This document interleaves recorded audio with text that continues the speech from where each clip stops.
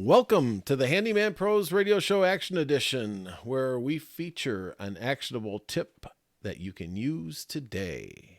And I'm here with my old buddy Larry. And Larry, what's been going on?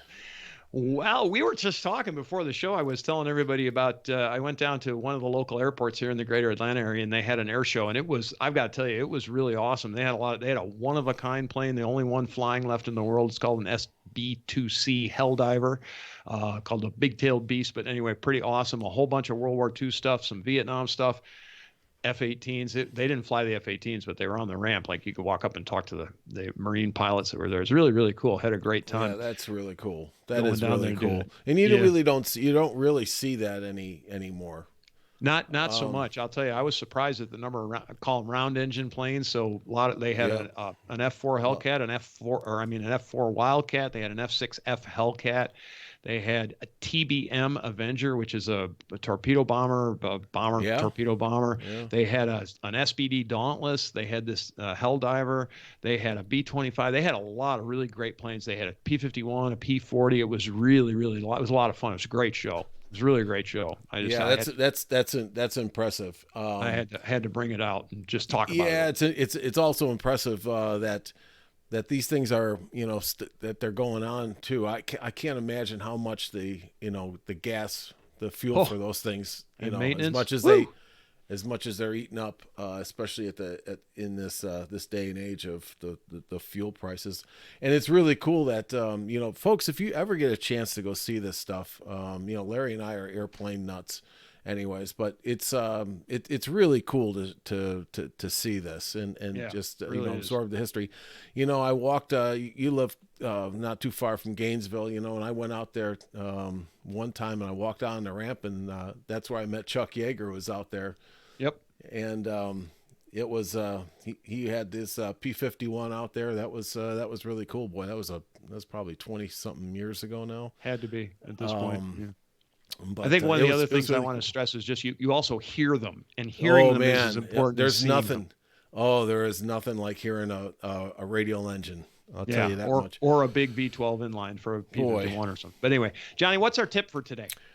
Well, the tip for today is, doing an electrical project.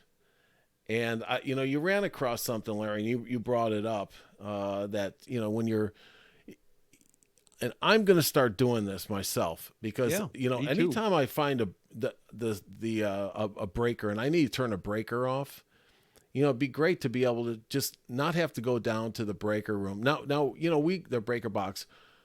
Now we've got tools and things that'll track down breakers and things, but an easy way is, just mark the plate on the outlet.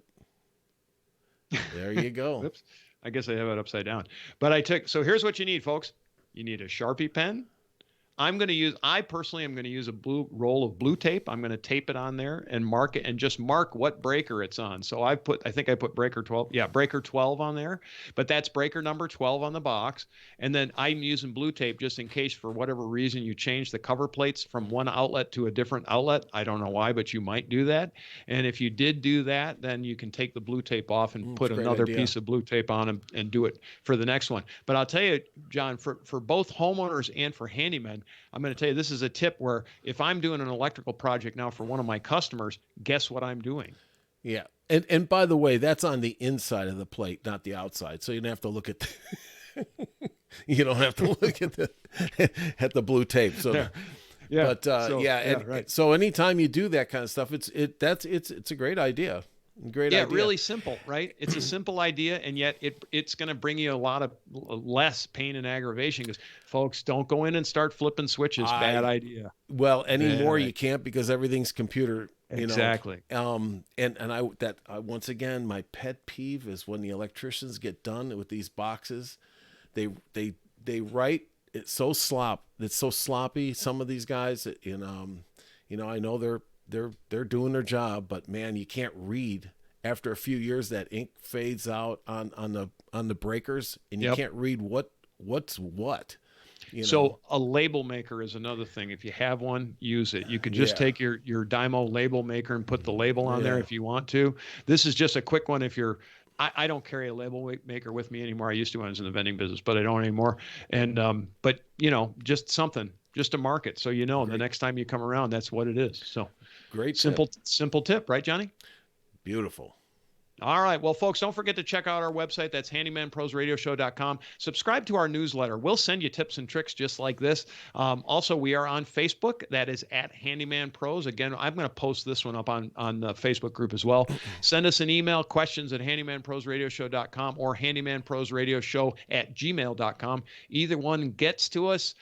Folks, we'll talk to you next week on the Handyman Pros Radio Show.